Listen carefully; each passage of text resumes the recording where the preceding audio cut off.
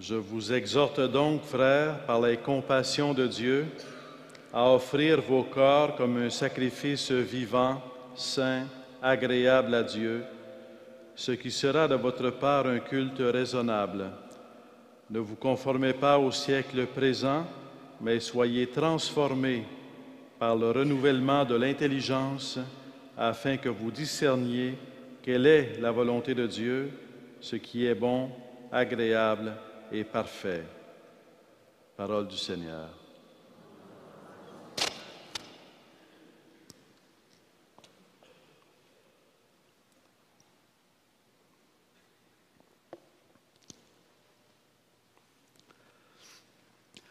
Au début du mois de mai, nous avons commencé avec le bon pasteur. Et il s'agit toujours d'aller de l'avant dans la méditation sur le bon pasteur. Le bon pasteur connaît ses brebis.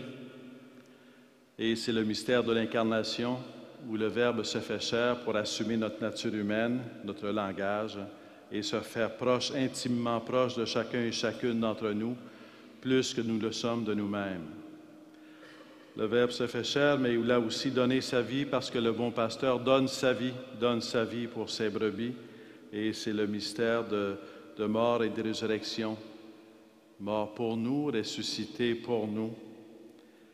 Et de sorte que le bon pasteur connaît véritablement ses brebis, donne véritablement sa vie pour ses brebis. Et en donnant sa vie pour ses brebis, il vient nous donner la vie éternelle. Et il est la vie éternelle. Et nous donner la vie éternelle, ça veut dire nous rendre capables, nous faire le don de participer à la vie qui est en Dieu, à l'amour qui est en Dieu. C'est le grand don de Dieu. Par nous-mêmes, ce que nous avons, c'est une vie humaine. Par le don de Dieu, ce qui devient nouveau dans notre vie, c'est la vie divine, c'est la participation à la vie de Dieu.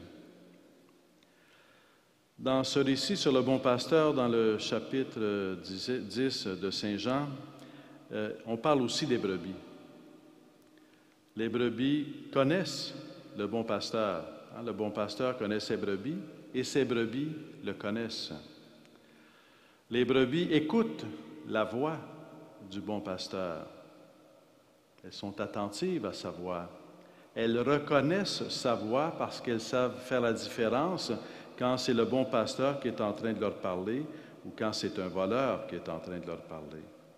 Elles écoutent sa voix et elles marchent à sa suite. Elles imitent le bon pasteur. Comment mettre dans notre vie cette dimension de connaître le bon pasteur, d'écouter le bon pasteur, de marcher à la suite du bon pasteur? C'est une grande question. Je voudrais attirer votre attention ce soir sur le fait que le bon pasteur nous rassemble. Le bon pasteur prend soin de chacun et chacune des brebis, donc prend soin de chacun et chacune d'entre nous, mais en même temps, il nous rassemble, il nous unit. Et tellement que Saint Jean va dire, en évoquant le bon pasteur, pour qu'il n'y ait plus qu'un seul troupeau. C'est vraiment réunir, c'est vraiment rassembler. Mais il rassemble à partir de lui, il rassemble à partir de ce qu'il nous donne, de sa vie qu'il nous donne, de sa résurrection, de sa grâce, de sa parole. C'est vraiment lui qui nous rassemble. Donc, lorsque nous sommes rassemblés, nous sommes le peuple du bon pasteur. Je dis les choses un peu autrement. On pourrait dire, nous sommes l'Église, et certainement qu'on peut le dire. Vous êtes l'Église, ensemble, nous sommes l'Église. Mais, est-ce qu'on peut dire « mon Église » ?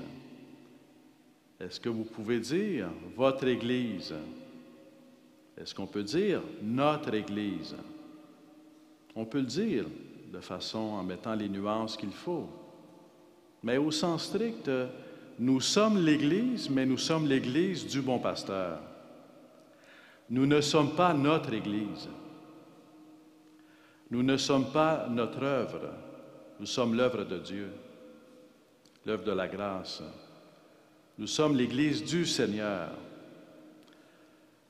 Connaître Jésus-Christ, mais connaître que l'Église c'est l'Église de Jésus-Christ.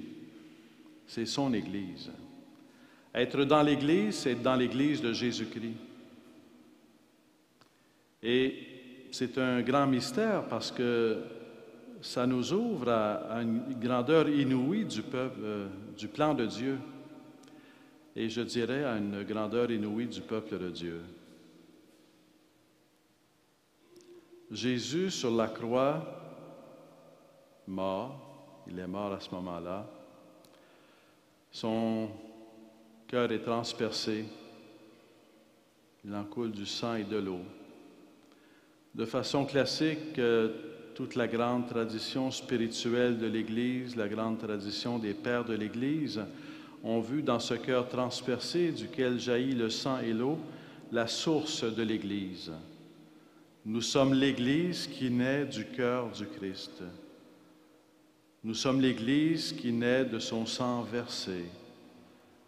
Nous sommes l'Église qui naît et avec cette eau qui devient comme le symbole du baptême, nous sommes l'Église qui naît sacramentellement du baptême, où nous sommes plongés dans la mort avec le Christ, ensevelis avec le Christ, pour ressusciter avec lui et ainsi naître à la vie de Dieu, à la vie de Dieu en nous, à la vie de Dieu en nous, la vie de Jésus-Christ qui nous donne la vie de Dieu pour qu'elle habite en nous. C'est vraiment une naissance, naître à la vie de Dieu. De par notre naissance humaine, nous avons la vie humaine. De par notre naissance à la vie de Dieu, par le baptême, nous avons la vie de Dieu en nous. Nous sommes habités par la vie de Dieu. C'est là qui nous est donnée comme une semence appelée à grandir et à fructifier. Nous sommes toujours l'Église de Jésus-Christ qui vient de Jésus-Christ. Et dans un certain sens, dans notre façon d'être en Église, c'est un peu comme le cœur à ne jamais perdre de vue. Nous venons du cœur du Christ. Annoncer Jésus-Christ dans le monde alors que nous sommes préoccupés ou occupés par la possibilité ou la réalisation d'une nouvelle évangélisation ou d'évangéliser, c'est non seulement annoncer Jésus-Christ, mais c'est partir de Jésus-Christ. Il n'y aura pas d'évangélisation sans partir du cœur de Jésus-Christ. Parce que c'est là que tout commence. C'est dans le cœur de Jésus-Christ. Et comment allons-nous faire pour partir du cœur de Jésus-Christ? Quel chemin prendre pour partir du cœur de Jésus-Christ? Alors, je reviens avec ce qui est dans le chapitre 10 de Saint Jean sur ces brebis. Les brebis le connaissent le bon pasteur. Connaître, ça a déjà été évoqué, ça veut dire naître avec. C'est pas seulement, c'est un autre registre que seulement une question d'opération intellectuelle. Le sens profond du terme, c'est naître avec. Pour naître avec, il faut rencontrer. Pour partir du cœur de Jésus-Christ, du cœur transpercé, il faut rencontrer Jésus-Christ. Il faut le rencontrer dans le mystère de son incarnation qui rend possible qu'il y ait un cœur transpercé. S'il n'y a pas d'incarnation, il n'y a pas de cœur transpercé. Le rencontrer à partir de la croix, parce que c'est sur la croix que son cœur est transpercé. Le rencontrer parce qu'il est ressuscité, parce qu'on ne pourrait pas le rencontrer dans son cœur transpercé s'il n'était pas ressuscité. Ça sera un événement du passé, mais c'est un événement rendu actuel par la puissance de la résurrection. Quand mes brebis me connaissent, les brebis connaissent le bon pasteur, c'est rencontrer Jésus-Christ. On ne peut pas passer à côté. C'est rencontrer Jésus-Christ. Pour partir de Jésus-Christ, pour partir du cœur transpercé, il faut rencontrer Jésus-Christ. Et là, on peut évoquer tous les chemins de rencontre, la prière personnelle, la prière en Église, l'Écriture sainte, les sacrements. Partir de Jésus-Christ, c'est rencontrer Jésus-Christ. Et c'est essentiel que dans notre vie personnelle, j'ajouterais dans notre vie conjugale, dans notre vie familiale, dans notre vie communautaire, dans notre vie ecclésiale, que nous rencontrions ensemble Jésus-Christ dans son cœur transpercé, ensemble dans le mystère pascal. L'Eucharistie est certes le cœur de cette rencontre. L'Eucharistie, Benoît XVI a une expression très forte dans son exhortation apostolique sur l'Eucharistie. Quand il dit « la foi chrétienne est une foi eucharistique ». La foi chrétienne est une foi eucharistique parce que la foi chrétienne est une foi en l'incarnation. La foi chrétienne, c'est une foi en le Fils de Dieu fait homme, qui vient donner sa vie pour nous. C'est au cœur de la foi chrétienne. Il n'y a pas de foi chrétienne s'il n'y a pas l'incarnation et le mystère pascal de mort et de résurrection. Mais cette incarnation et ce mystère pascal de mort et de résurrection, de façon assez étrange, on est souvent tenté de le voir comme un événement du passé. L'incarnation, ce n'est pas fini. Le mystère pascal, ce n'est pas fini. L'incarnation et le mystère pascal, ça continue aujourd'hui. Dieu n'est pas moins présent aujourd'hui dans le monde qu'il l'était il y a 2000 ans quand il est venu sur la terre ou quand il est mort sur la croix. Parce qu'il est présent dans le sacrement de l'Eucharistie. Il ne faut pas se laisser impressionner par le fait que le pain, sans azime, soit une réalité très humble, très simple. On pourrait dire heureusement, parce qu'on ne pourrait pas supporter de voir Jésus-Christ dans sa gloire. Et Jésus-Christ vient à nous humblement.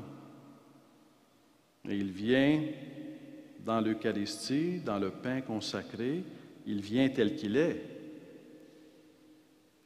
Celui qui nous connaît, celui qui donne sa vie pour nous, celui qui est ressuscité, celui qui a le cœur transpercé.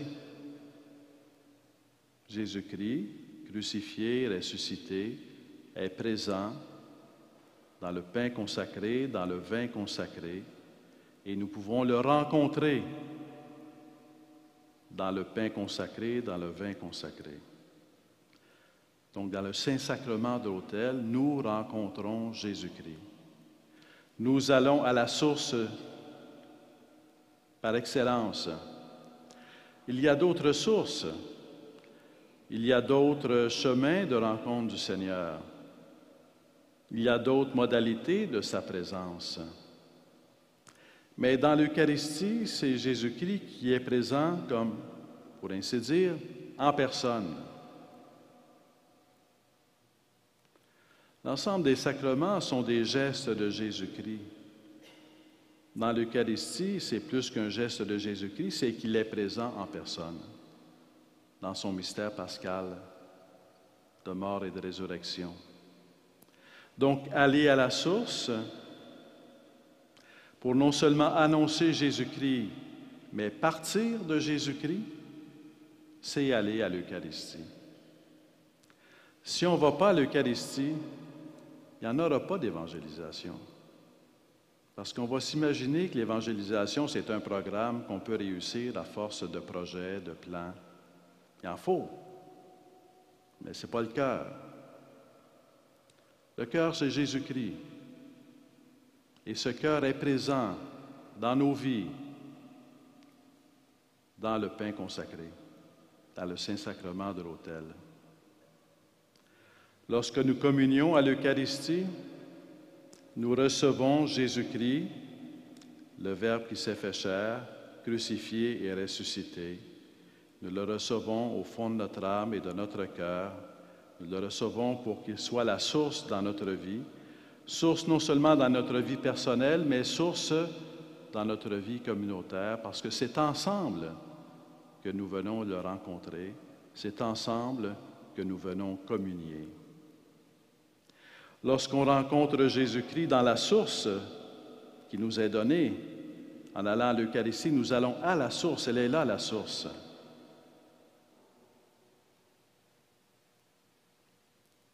S'il était au sommet du mont Everest, ça serait intéressant, on ferait une grande expédition. Et peut-être qu'on se dirait, on va y aller parce que c'est difficile, c'est exigeant, c'est un grand défi. Ici, le défi, il est intérieur, il n'est pas extérieur. Parce que la source est à côté de nous. Elle est offerte dans chaque église paroissiale, dans les chapelles, partout où la messe est célébrée, à la cathédrale. On peut venir à la source, simplement. On peut être pauvre et riche, on peut être malade en santé, on peut être seul ou avec d'autres. On vient à la source. Et rencontrer la source, c'est rencontrer Jésus-Christ qui agit en nous. Déjà, sur le plan humain, quand on rencontre quelqu'un, quelque part, ça transforme notre vie. On a un nouvel ami, on est tombé amoureux d'une femme ou d'un... et ça vient réjouir notre cœur d'homme.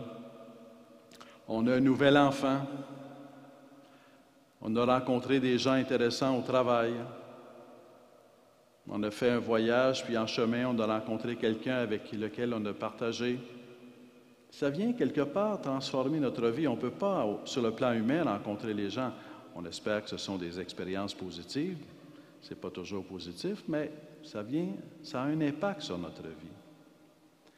On ne peut pas rencontrer Jésus-Christ, vrai Dieu, vrai homme, sauveur, sans que ça ait un impact sur notre vie.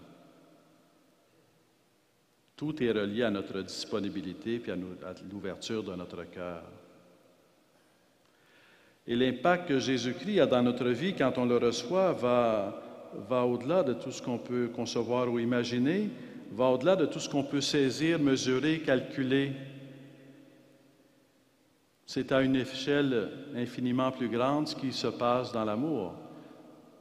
Quand un homme aime une femme et qu'une femme aime un homme, mais dans leur vie est transformée au-delà de plans qu'ils pourraient faire. Leur vie est transformée. Ils sont plus capables de voir l'avenir sans l'autre. Leur vie est transformée. Lorsqu'on reçoit Jésus-Christ, on ne peut pas recevoir Jésus-Christ sans que notre vie soit transformée. Dieu ne nous montre pas tout ce qu'il fait en nous, mais il fait beaucoup en nous. Je donne un petit exemple de comparaison. Comme comparaison, l'enfant nouveau-né, qu'est-ce qu'il voit de ce que ses parents font pour lui? 5 10 15 Qu'est-ce qui est important dans ce que ses parents font pour lui? Seulement ce que l'enfant voit ou aussi ce qu'il ne voit pas? Il ne voit pas les préoccupations. Il ne voit pas les inquiétudes, il ne voit pas les réflexions, il ne voit pas les organisations, tout ce qu'il y a pour pouvoir prendre soin de lui, tout ce que les parents font pour prendre soin de l'enfant, il ne le voit pas. À la limite, c'est quand on devient parent à notre tour qu'on a une petite idée de ce que nos parents faisaient pour nous. Mais comme enfant, on ne réalise pas ce que nos parents font pour nous. Mais ce qu'on ne réalise pas n'est pas moins important que ce qu'on réalise. Tout ce que nos parents font pour nous est important quand on est enfant. Lorsque Dieu vient agir en nous, il y a des choses qu'on va réaliser. Il y a des choses que l'on va voir. Mais je lance un chiffre, là. De 80 à 90 %, on ne le verra pas. Au ciel, on va le voir. On ne le verra pas. Dieu agit en nous. Aller au cœur transpercé de Jésus-Christ, aller à la source afin de partir de Jésus-Christ pour annoncer Jésus-Christ est incontournable. Et Jésus-Christ lui-même a, pour ainsi dire, institué des moyens pour le rencontrer, des chemins pour le rencontrer. Nous, on peut s'imaginer qu'à sa place, on aurait fait d'autres choses. Par exemple, on aurait pu dire, plutôt que de donner sa vie sur la croix, d'avoir son cœur transpercé, puis s'il avait parti d'une université, me semble que ça aurait été mieux. Pourquoi pas? Avec les facultés appropriées, je ne sais trop, faculté de connaissance de Dieu, la faculté d'évangélisation, la faculté de construction de l'Église. Peut-être que ça aurait été mieux comme ça. Mais entre nous, on sait que ça n'aurait pas été mieux. C'est par son amour pour nous qu'il a voulu nous sauver. C'est par son amour pour nous qu'il a voulu nous communiquer la vie de Dieu. Tout le reste à sa place, des universités, il en faut, des institutions humaines, il en faut. Mais qu'est-ce qu'un corps humain sans le cœur? Des os, il en faut. Mais si on a seulement que les os, est-ce qu'on va dire, voici quelqu'un de vivant? Je ne pense pas. Comme Église, on a besoin d'avoir plus que les os. Si on voit plus que les os, mais le cœur, c'est le cœur du Christ. Notre cœur, le cœur de l'Église, c'est le cœur du Christ qu'il faut rencontrer. On ne peut pas passer à côté. Ça serait intéressant si on avait le temps de le rencontrer. Parce que dans le fond, peut-être qu'on se dit ça.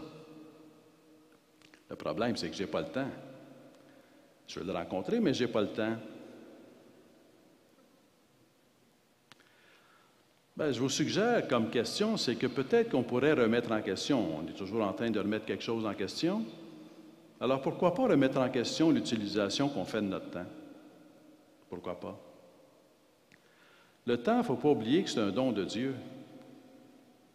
Le temps, ce n'est pas une réalité strictement mathématique qui se déroulerait. Le temps, c'est un don de Dieu. Dieu nous a non seulement donné l'existence, il nous a donné l'existence dans l'espace et le temps. Et c'est qu'est-ce qu'on fait avec cet espace, qu'est-ce qu'on fait avec ce temps? Est-ce qu'on est capable de mettre dans notre temps, de prendre le temps, de rencontrer la source, de rencontrer le cœur du Christ, de le rencontrer dans l'Eucharistie? On entend parfois l'expression « vaut mieux être un chrétien généreux qui ne va pas à la messe qu'un chrétien égoïste qui va à la messe ».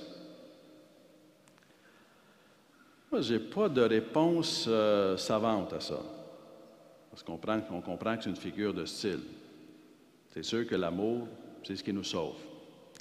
Ceci dit, on pourrait penser que quelqu'un qui fait du bien sans aller à la messe en ferait plus s'il allait à la messe. Parce que quand on fait du bien gratuitement, totalement, c'est déjà un don de Dieu.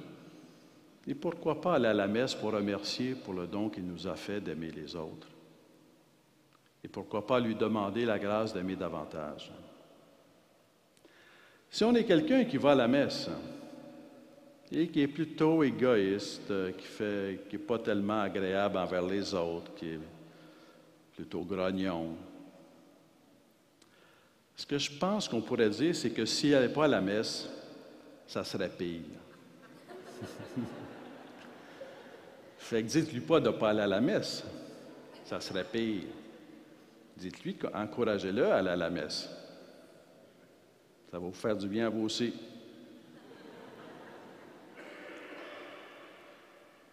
Quand on s'approche du cœur du Christ, on ne peut pas faire autrement qu'être gagnant. S'approcher de la source, s'approcher de la vie avec un grand V, s'approcher de l'amour avec un grand A. On ne peut pas faire autrement qu'être un gagnant. Et, si je peux me permettre, là, perdre du temps pour rencontrer le Christ, c'est perdre du temps pour avoir plus d'amour dans notre vie. On ne perd rien.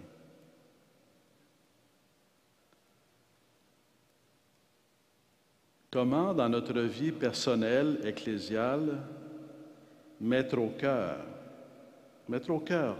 au centre, de nos défis, la résolution, l'engagement à se dire, personnellement et à nous dire ensemble, on va prendre le temps de rencontrer la source.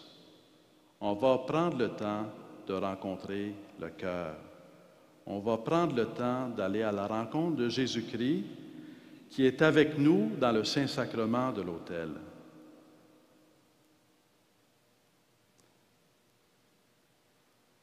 On ne peut pas passer à côté de cet appel. C'est un appel de Dieu pour nous aujourd'hui. Dieu sait que nous sommes occupés, mais en même temps, on sait qu'on peut passer toute la soirée à zapper d'une émission à l'autre, puis pas savoir ce qu'on a regardé à la fin de la soirée, puis on pense qu'on s'est reposé. Je ne suis pas certain. On peut aller une demi-heure devant le Saint-Sacrement, même quand c'est exigeant. On ne peut pas y aller sans en ressortir renforcé.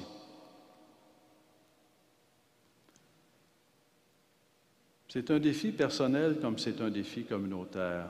C'est un défi pour les paroisses, mais comme évêque, je le dis pour le diocèse, c'est un défi pour le diocèse.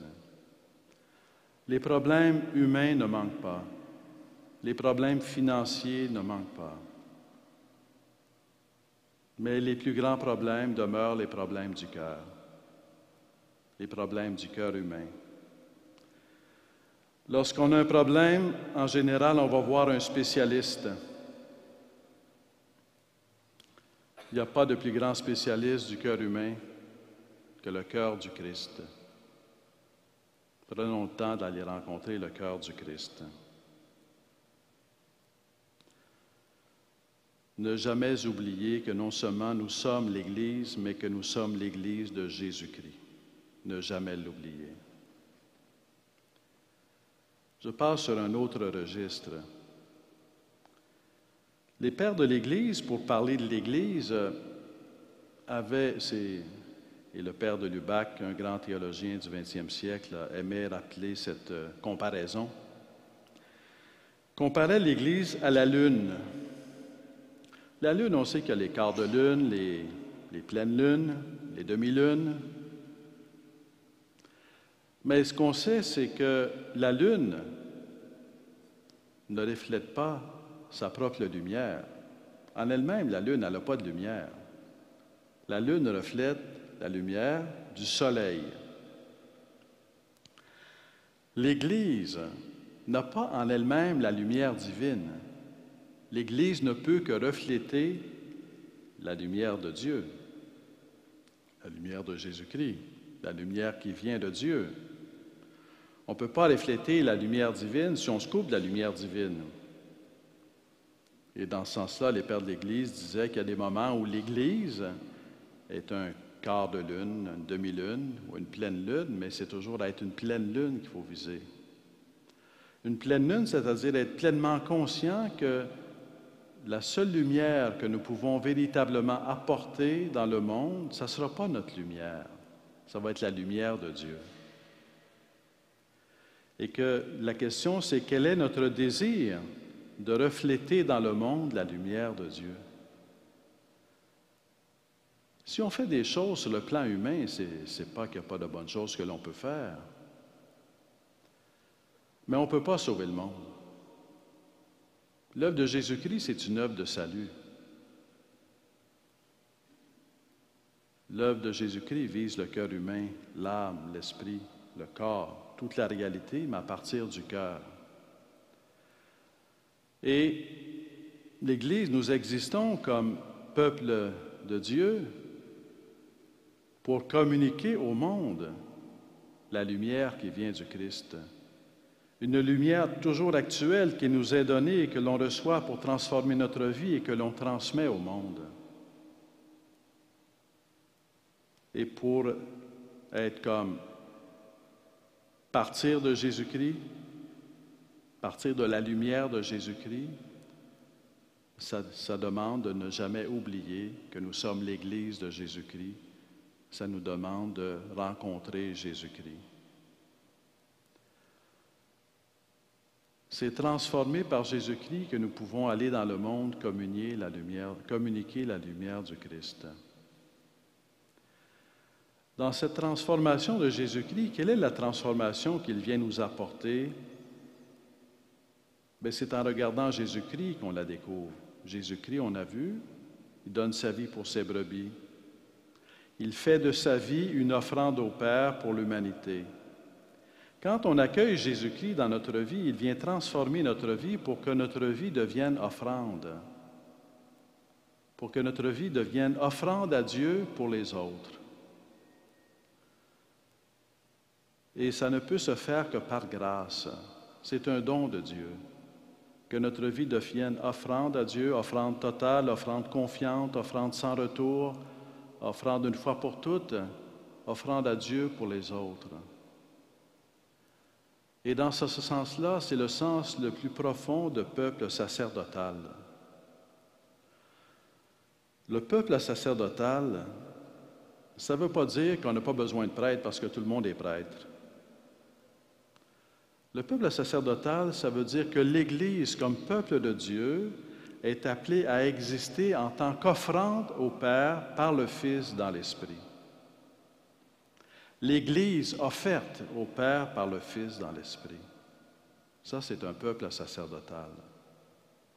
Ce peuple sacerdotal, il commence au baptême, une vie de sacerdoce baptismal. C'est une vie offerte. Une vie offerte à Dieu, au Père, par le Fils, dans l'Esprit. C'est le sens profond de sacerdotal. Souvent, lorsqu'on pense à sacerdotal ou à sacrifice, on pense au rite et ça a sa place dans les rites.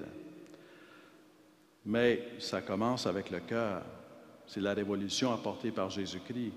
Le sacerdoce du Christ, on l'a évoqué, c'est Jésus-Christ qui offre au Père pour l'humanité. Et qu'est-ce qu'il offre? Ce qui est offert, c'est le sacrifice. Et qu'est-ce qu'il offre? C'est lui-même, il s'offre.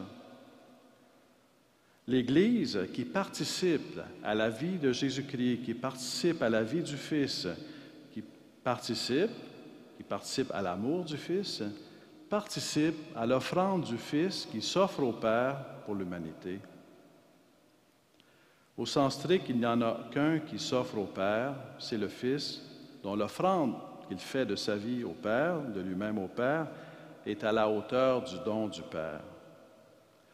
Nous sommes invités, en recevant la vie divine, à participer à l'offrande que le Fils fait de sa vie au Père pour l'humanité. Est-ce qu'on peut faire ça par nos forces? Non. Est-ce qu'on peut le faire par la grâce de Jésus-Christ? Oui. Lorsqu'on vient à la messe et qu'on reçoit le corps du Christ, on reçoit Jésus-Christ dans son mystère pascal, où il s'est offert au Père pour l'humanité, et en communiant à lui, en le recevant dans notre cœur, on reçoit en recevant le don de participer à sa vie et à son amour, on reçoit le don et la grâce de participer à l'offrande qu'il fait de lui-même au Père pour l'humanité. Et en tant que nous communions tous ensemble personnellement, c'est tous ensemble qui devenons le peuple sacerdotal, en participant à la grâce du Christ, à la vie du Christ qui s'offre au Père pour l'humanité. C'est un grand don. C'est le don dont nous avons besoin. C'est le don dont le monde a besoin. C'est le seul don qui transforme véritablement les cœurs. C'est le seul don qui libère véritablement les cœurs pour que les cœurs passent de cœur de pierre à cœur de chair, c'est-à-dire de cœur durci par l'égoïsme à cœur vivant par la charité et par l'amour, par la grâce du Christ.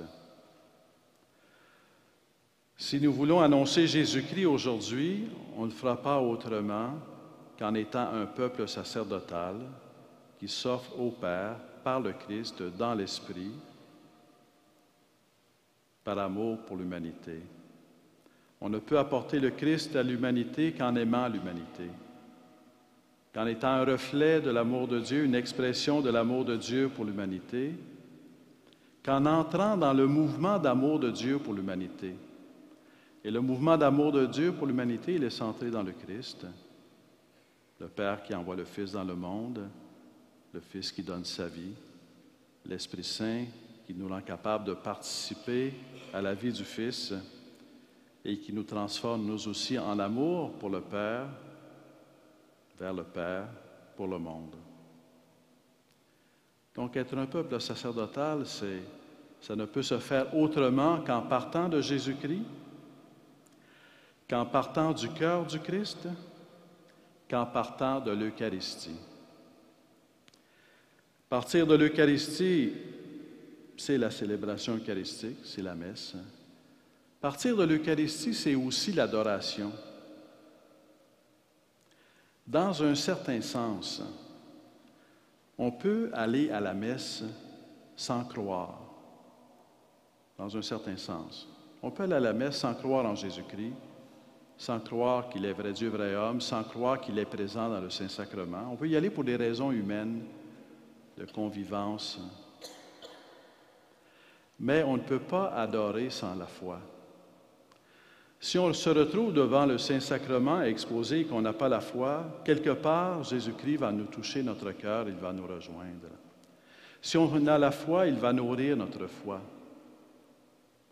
L'adoration, c'est très important. C'est excessivement important.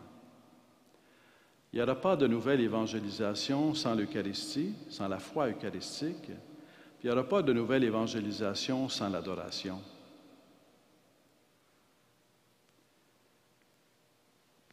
Probablement que plusieurs parmi vous avaient déjà évoqué ou expérimenté l'adoration dans votre vie. Et c'est assez étonnant comment qu'il s'agisse des communautés nouvelles ou qu'il s'agisse des paroisses qui se renouvellent ou des diocèses qui se renouvellent, comment l'adoration est au cœur, fait partie du cœur du renouvellement de la foi. Et comment, dans l'adoration, il y a comme un renouvellement de la rencontre avec Jésus-Christ. Et ce qui est l'expression un peu qui manifeste, qui est comme un signe qu'il y a vraiment un véritable renouvellement de la rencontre avec Jésus-Christ dans l'adoration, c'est que lorsque des prêtres sont disponibles pour le sacrement du pardon, alors que le Saint-Sacrement est exposé, qu'est-ce qui se passe? Les gens se mettent à aller au sacrement du pardon. Je n'ai jamais vu que ce soit autrement. Quelqu'un rentre dans une église où le Saint-Sacrement est exposé, il ne savait pas qu'il était exposé, il rentre, il vient prier un peu, il pensait rester 5 minutes, il reste 1 heure. Après 1 heure, il dit, il faudrait que j'y aille. Il voit un prêtre qui est disponible, il va le rencontrer pour parler avec lui, puis finalement, il recourt au sacrement du pardon. Il n'avait pas prévu ça quand il est rentré dans l'église. Mais je peux vous dire que ça arrive aujourd'hui. Il vient d'avoir la montée jeunesse à Montréal, environ 400 jeunes qui sont venus de l'Ontario, Nouveau-Brunswick, Québec pour se réunir ici toute la fin de semaine pour prier, réfléchir sur la foi. Et hier soir, dimanche soir, après un pèlerinage qui partait de l'oratoire Saint-Joseph pour se rendre ici même à la cathédrale, il y avait environ 2 heures d'adoration. Et il y avait des prêtres, des évêques disponibles pour le sacrement du pardon.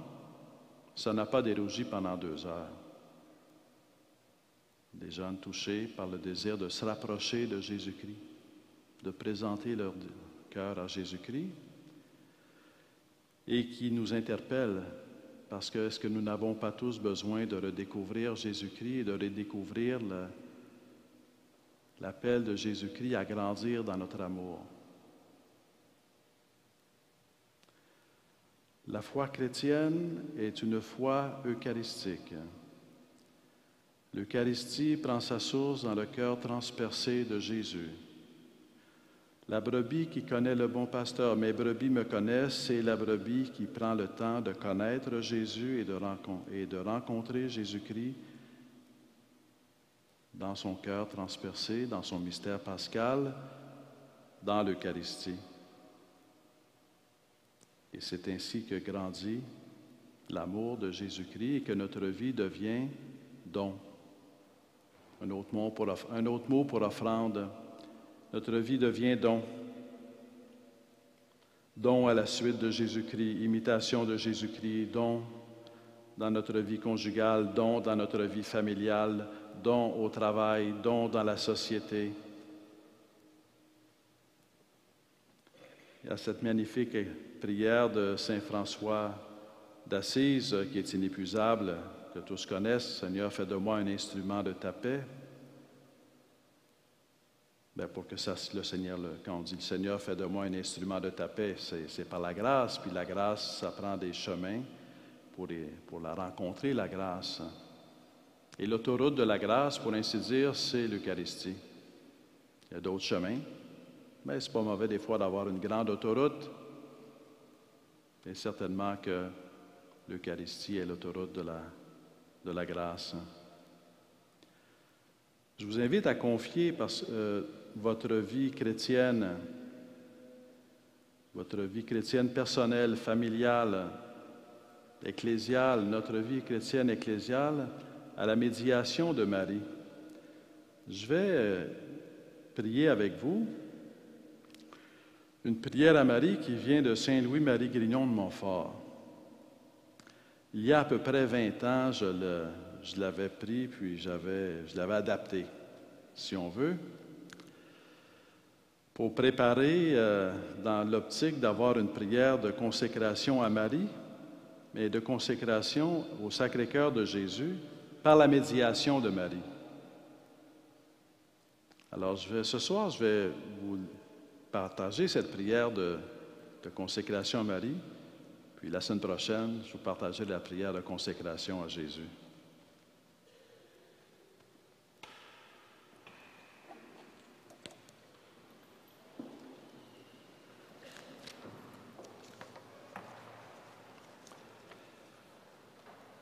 Ô cœur immaculé de Marie, je te choisis aujourd'hui en présence de toute la cour céleste pour ma mère et ma reine. Je te donne et consacre en toute soumission et amour mon corps et mon âme, mes biens intérieurs et extérieurs, et la valeur même de mes bonnes actions passées, présentes et futures.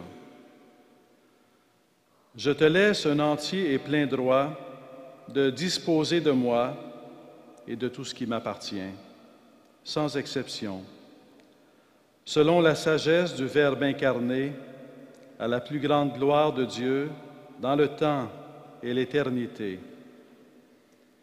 Apprends-moi l'humilité de la créature de Dieu et la docilité à l'Esprit Saint. Conduis-moi à la consécration au Sacré-Cœur de Jésus.